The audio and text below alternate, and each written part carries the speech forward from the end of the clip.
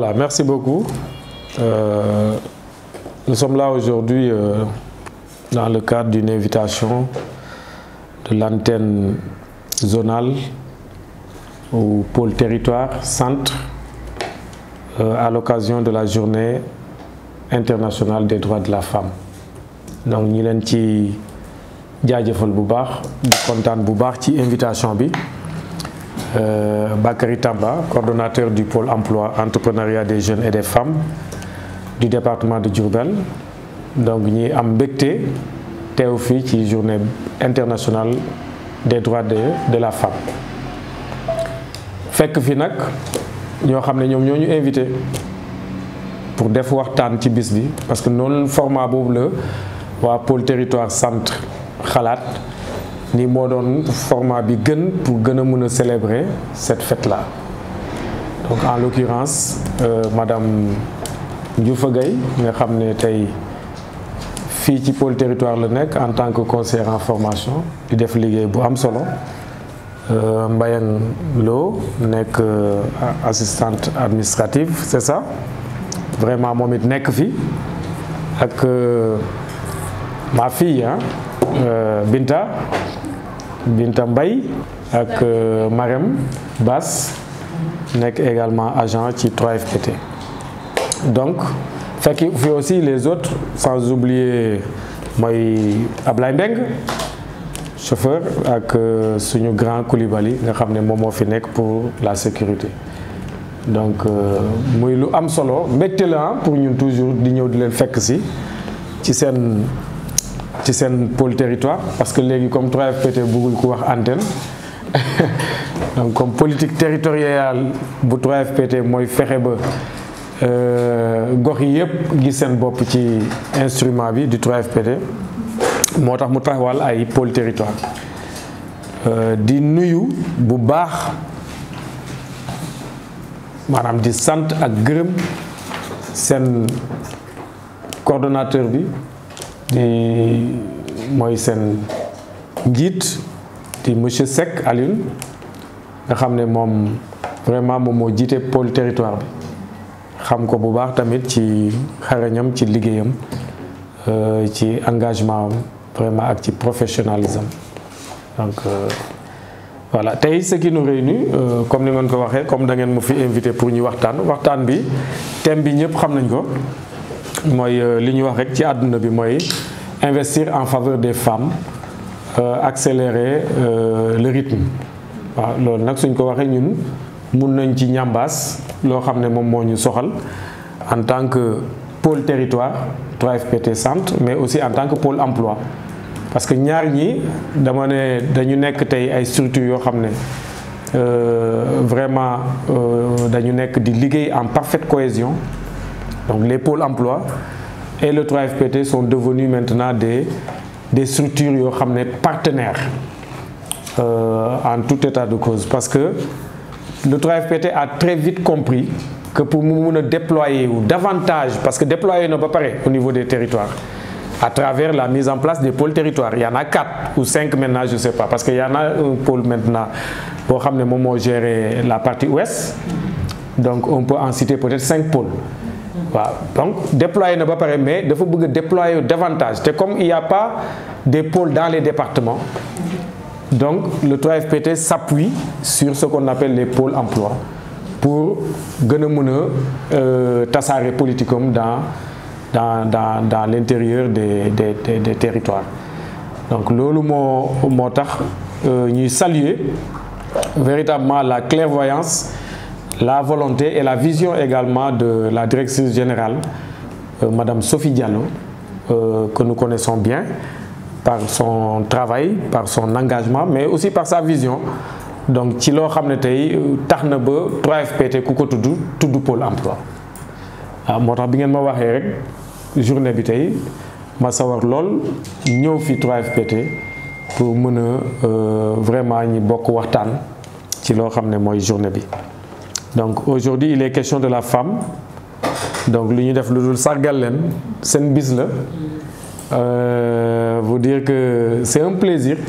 bu ñu sañoon mu bañ a nekk sax la journée mais mu nekk les journées parce que la femme jar na ko quoi, parce que qu'on dit que la femme c'est elle aujourd'hui qui nous a mis au monde, c'est elle également qui nous a éduqués, c'est elle qui nous a nourris, et la femme aussi c'est elle qui nous a vêtis, c'est elle qui nous a, en tout cas comme on le dit, protégés contre les dangers à un moment où on n'était pas peut-être conscient, mais la femme c'est vraiment un tout. Moo tax ma jàpp ni tey célébrer une journée de la femme peut paraître insuffisant. Peut-être mun nañu dem sax ba revenir sur le concept qu'on connaissait dans les années 80, c'est les quinzaines de la femme. Loolu moom suñ ko defoon dina gën a baax. Mais en ce qui concerne la thématique de cette année, je pense que le 3FPT, tout comme les pôles emploi, sont déjà dans cette dynamique d'investissement en faveur des femmes. Parce que le thème parle d'investir en faveur des femmes. Et ensuite, il rajoute accélérer le rythme. On va revenir sur cet aspect. Mais le 3FPT est déjà dans l'investissement à travers le déploiement de ses services au grand bénéfice des usagers ou des usagères. Mais la plupart, c'est des usagères. Moi, la cible femme. Alors, on peut aussi voir au niveau du 3FPT cette discrimination positive à l'endroit des effectifs. En tout cas, on a déjà presque 54% d'après les chiffres de femmes qui travaillent au niveau du 3FPT. Donc c'est pour montrer combien de fois le 3FPT place la femme au cœur du dispositif, en tout cas institutionnel, mais également dans ses prérogatives en tant que structure. Donc loolu vraiment lu ñuy naw la tey jigéen yi su ñuy réclamer ci 8 mars ñu ci gën a bari mooy dañuy réclamer inclusion,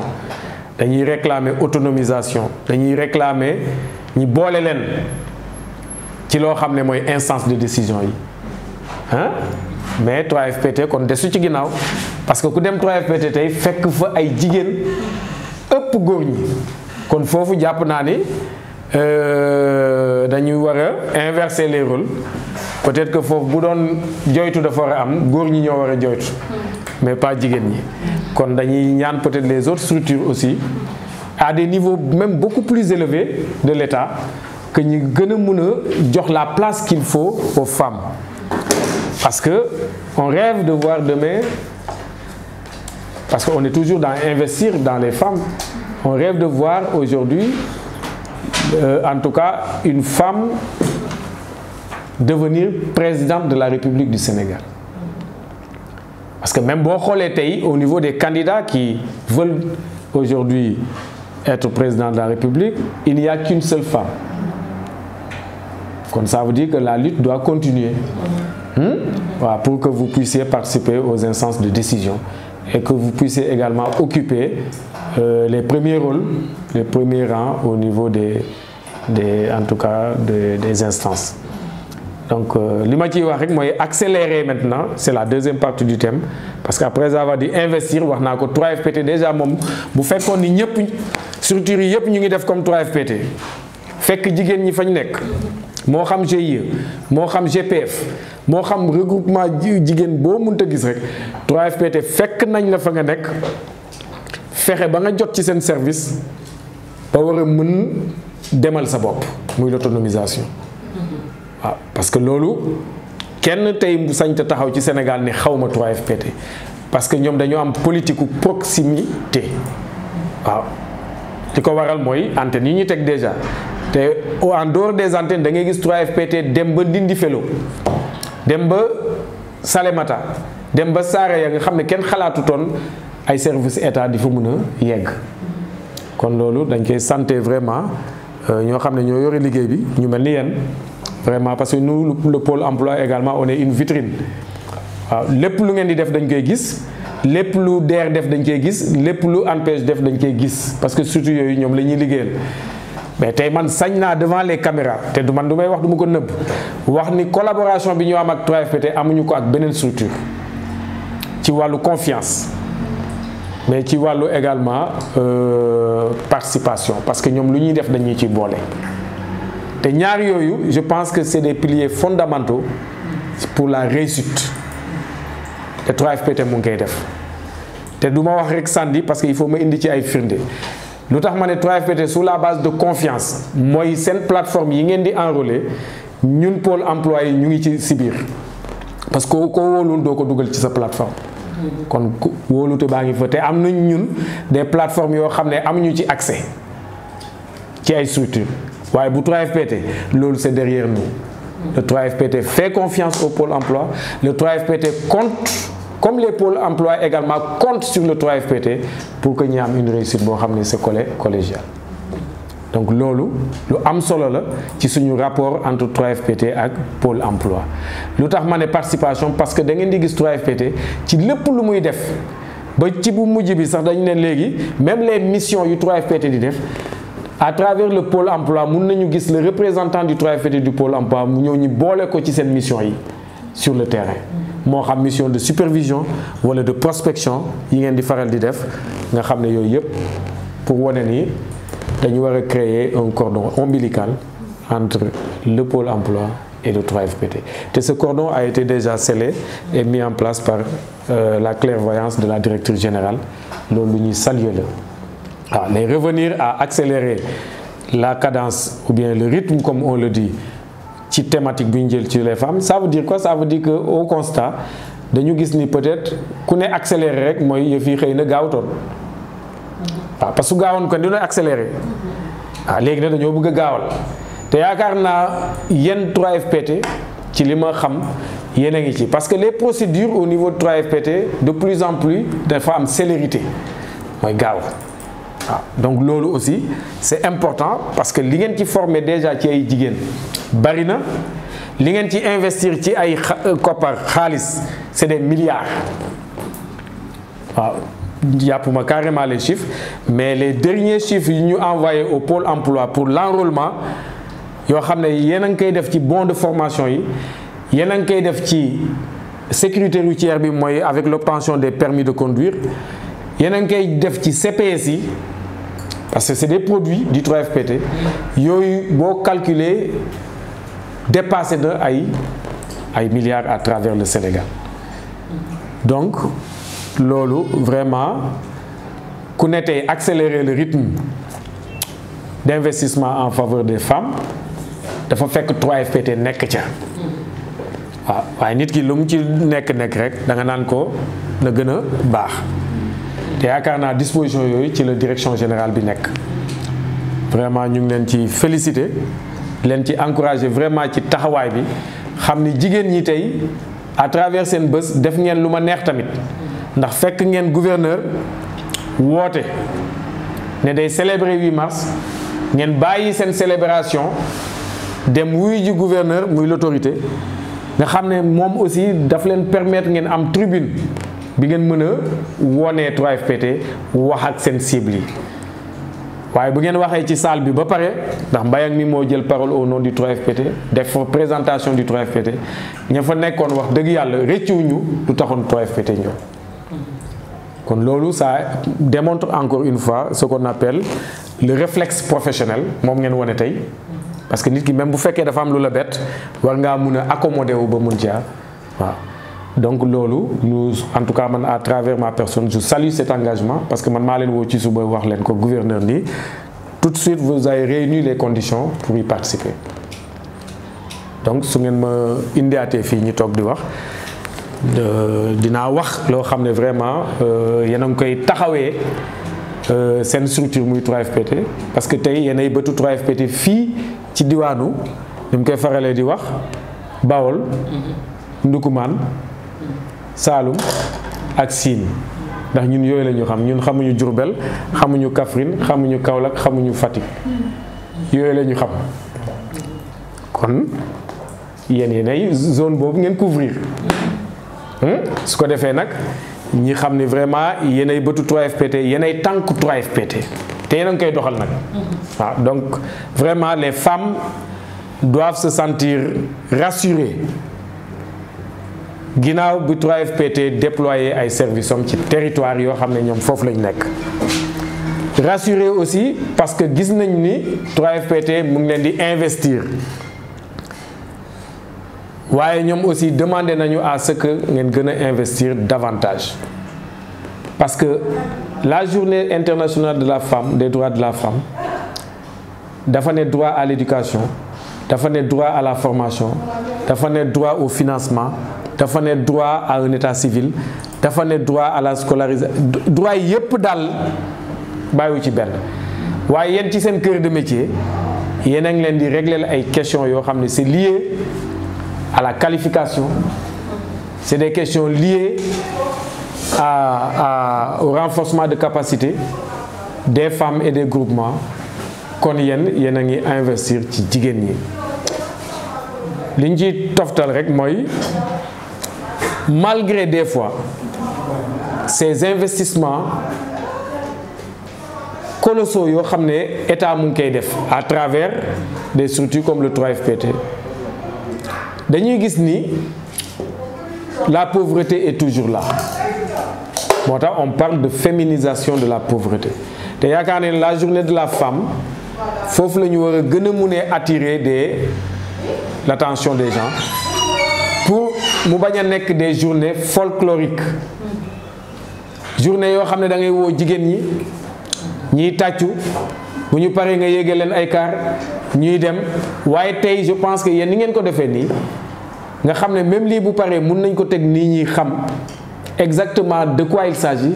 Il s'agit d'une journée boo xam ne nit ñi dañu war a toog di réfléchir sur des sorties de crise s'il y en a ou bien de problèmes s'il y en a, mais de recherche de solutions pour les femmes. Loolu mooy journée bi kon yéen vous avez compris l'esprit te loolu moom gis nañ ni pauvreté bi ci jigéen ñi la ëppee te investissement yi ci jigéen ñi la ëppee kon lan mooy jafe-jafe bi. Je pense que là, le 3FPT est en train de faire d'excellentes choses. Wax naa ko que le 3FPT aujourd'hui s'oriente beaucoup plus sur les directives ou les orientations yoo xam ne moom le plan Sénégal émergent teg. Donc foofu boo demee ci axe 2 bi mooy renforcement du capital humain di nga gis ni 3FPT mu ngi ciy def kem kattanam. maanaam lu mu ci contribuer sax gisuma benn structure bu koy contribuer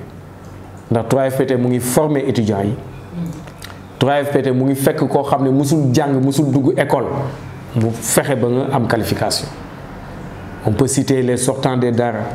on peut citer les gens yoo xam ne dañ leen bëgg a créer une réinsertion sociale à travers les détenus yoo xam ne dañ leen libérer ak yeneen des couches vulnérables yoo xam ne 3FPT tey mu ngi ciy def liggéey bu am solo. rawatina nag les femmes parce que les femmes mun nañ leen dugal entre guillemets parmi les couches en situation de vulnérabilité parce que être femme ce n'est pas être vulnérable mais mun nga nekk en situation de vulnérabilité te loolu moo ñuy permettre ñu dugg ci loo xam ne tey bokk na ci loo xam ne mooy gàllankoor wala freiner c'est des freins wala mu nekk obstacle yoo xam ne mooy tax ku jigéen ki mën a àgg fu mu war a yegg mooy les violences yoo xam ne faites aux femmes parce que du ma ne basé sur le genre soo ne basé sur le genre du jigéen kese genre jigéen ak góor la ak yeneen la ak les couches vulnérables yi ñuy wax yooyu yëpp le genre da leen di laal mais boo nee les violences faites aux femmes nga xam ne c'est des fois des violences sexistes et des violences sexuelles ndax ñaari baat yooyu bokkul gis nga même dans les milieux de travail les femmes sont violentées par des harcèlements des fois physiques et verbales donc yooyu yëpp dañ koy gis ñu gis ay violences dans les couples mais li may wax aussi di attirer l'attention des femmes il faut que les femmes aussi que vous êtes ngeen gën a toog di waxtaan ci seen biir pour les questions vous concernant en matière de violence tëbul tëb rek am dafa am luy susciter violence te loolu léeg-léeg jigéen ñi nag ma sànni leen xëy yéen a koy indi ndax bu fekkee sa jëkkër dafa tàkk ñaareel nga daal di indi nag teg stratégie ci kër gi ne fii kenn dootu fi am jàmm xam nga yooyu xeetu violence la tamit parce que violence mooy indi violence donc yooyu aussi des fois gars yi dañuy gëstu di jéem a xam dans la lutte contre ces formes de violence nan la ñu mën a fexe ba solutionner les problèmes mais bu ñu limité ci violence am na rek jigéen ñi ngi leen di kii nu ñu mën a saafaral mbir mi kon il faut aller plus loin encore dans les causes yoo xam ne mooy indi violence yooyu mais en tout état de cause xam nañ ni Sénégal fu ñu ci toll nii ba tey violence faite aux femmes dafa am te dafa bari dans les foyers dans la rue dans les écoles dans le milieu de travail violence yooyu vraiment lu ñu war a mën a taxaw def ay plaidoyer def ay sensibilisation pour que góor ñi xam ne la masculinité positive lu ñu war a jëmbat la sa soxna mun na am liggéey nga toog naan waaye kii léegi heure bi lay wàcc toppatoowuma ah léegi moom faaleetuma mais il faut nga jéem a comprendre ak moom yow it su la ko waxee nga bañ a dugg ci maanaam waay man sama liggéey laa am faalewuma wala et cetera non te ñun góor ñi moom dañoo yomba nax neex nañoo kii moom mun nañoo gaaw a mer mais lu ci gën a baax mooy léeg-léeg am na heure booy waxee ak sa jëkkër nga xam ne mun na wàcc li ñuy faral di wax rek dafa am yoo xam ne moom c'est des astuces c'est des choses yoo xam ne jigéen ñi war nañ ko xam ni violence lu bari mun na koo indi voilà donc loolu ci xeetu lu ñu war a xeex la ci loo xam ne mun nañ ko waxtaanee ci ay journée internationale ak tamit loo xam ne tey mun nañ jàpp ni ba tey jigéen ñi dañ cee xaw a desandi mooy tey ce qu'on appelle véritablement la position de la femme dans la société ndax yooyu tamit dafa am ay freins yu koy indi freins yooyu mu ngi tudd ce qu'on appelle des pesanteurs socio-culturels ndax dañu nekk ci diwaan boo xam ne muy région de Diourbel facteurs socio-culturels yi dafay am doole lool ci wàllu cosaan ak aada ak diine gi naan jigéen baatam warta jóg ci pénc jigéen tànkam warta yegg fenn fi yooyu yëpp ay frein la yoo xam ne mooy tax ba bu ñu demee ba ci cappaandaw ga da nga gis xale yoo xam ne tàmbalee nañoo jàng ba dem yàgg fenn fii maanaam seen jàng yàqu kon war nañoo interpeller tamit ñu yore waa Escoffi ñu gën a liggéey pas sur l'accès parce que Escoffi lu mu defagum dépassé na sax objectif am mooy la scolarisation des filles. Aujourd'hui, vous trouvez dans les écoles plus de filles que de garçons. Quand l'objectif est largement atteint et même dépassé, li ci war nag mooy fexe ba le maintien boobu am à l'école. C'est là où on attend ces organisations-là. Parce que bon nombre de jeunes filles aujourd'hui quittent l'école et très tôt et des fois de manière spontanée parce que il y a des facteurs qui leur en empêchent. Les mariages. Des fois c'est les mariages précoces, des fois c'est des grossesses précoces, des fois c'est même des raisons yoo xam ne war nañ ci mën a gën a bàyyi xel. Parce que da ngay gis vraiment un accès favorable bi ñu gis ci jigéen ñi fees del ci école yi mais boo demee plus ngay yéeg dem ba ci université tu trouves moins de filles. Donc loolu vraiment yéen war ngeen ko boole ci seen lutte en tant que femme vraiment pour que ngeen mën a am seen place ci société bi parce que plus il y en aura davantage de femmes dans les dernières années d'études, plus il y en aura la possibilité d'avoir des leaders, des femmes leaders dans les instances. Donc man loolu laa gëm man je suis comment on le dit un défenseur des pour autant pas pour être féministe mais justement parce que je sais que le développement du Sénégal même au-delà de l'Afrique sax loolu laa gëm se fera avec les femmes ou ne se fera jamais man loolu laa gëm parce que mënuñu nekk ñun 52% de la population composée de femmes et nous voulons envisager un développement sans ces femmes là mënut a nekk waaw moo tax ngàcce ngaalama 3FPT vous qui avez compris qu'il faut passer par ces groupements de femmes, qu'il faut passer par ces femmes qui ont déjà un cursus pour les renforcer en leur donnant des bons de formation, pour aller aussi chez des dames qui aujourd'hui travaillent et qui ont besoin d'un permis de conduire pour véritablement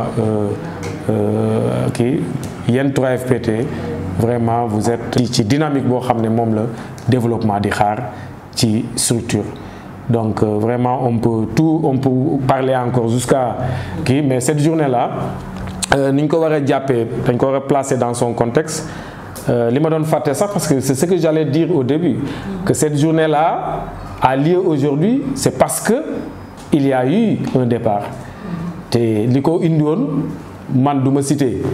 les femmes de Chicago qui ont manifesté jusqu'à obtenir certains droits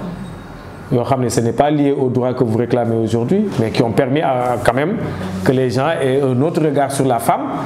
qu'on puisse accepter ces droits. Mais je vais donner l'exemple, tropicaliser nos pratiques, c'est les femmes sénégalaises de Nder. Ah. Et cette journée a été marquée par un refus, mais une préservation de la dignité de la femme également. Et au-delà même de la dignité humaine, tout simplement. Waaw donc moom mooy indi tey journée bi nga xam ne tey ces femmes là c'était en 1820 et qui dit 1820 on est à 2 siècles et 4 ans bi ñu ko defee ba tey kon ñun boobu xalaatuñu woon juddu kon ñu ñaata journée de la femme lañ fi def et c'était le 7 mars waaw. Donc normalement nous on ne devrait pas célébrer cette date là le 8 pour les Sénégalais, pour répondre aux femmes de Nder qui ont tout donné pour le Sénégal, qui ont préservé notre dignité. On devrait célébrer cette journée là le 7. En tout cas on salue la mémoire de ces dames là qui ont tout donné pour le Sénégal et pour la prospérité des femmes et pour l'identité et la dignité des femmes.